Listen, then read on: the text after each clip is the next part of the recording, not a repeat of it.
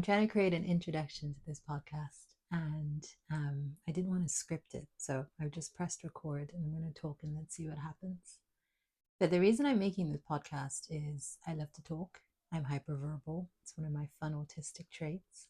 And so talking is so stimulating for me, is so satisfying, is such a source of balance, equilibrium, and flow state that I would do it just to experience the pleasure of doing it. And so I might as well try to make a living out of that.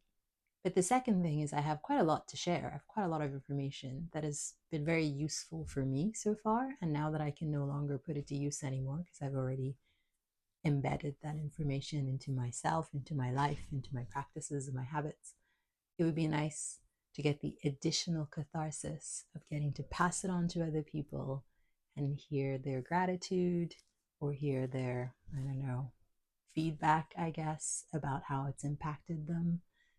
And all of that would make me feel even better about how hard won, hard fought, long sought all this information has been.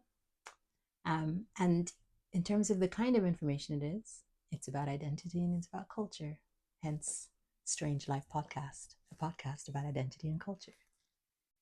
And the reason it's about that is that that's what I've been obsessed with my whole life, how I came to be how I am, and then what to do about that.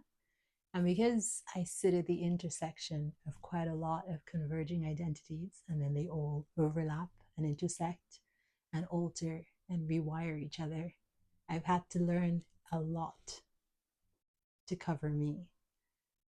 And so I'd like to share that in 8 episodes. The first will be about autism, titled The Autistic Mind.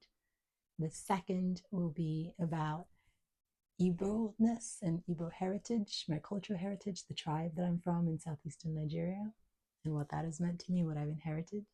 The third will be about ADHD and how that works and what that experience is like. And I'll also talk a little bit about how both autism and ADHD combine and compound into AuDHD, which is what I've got going on.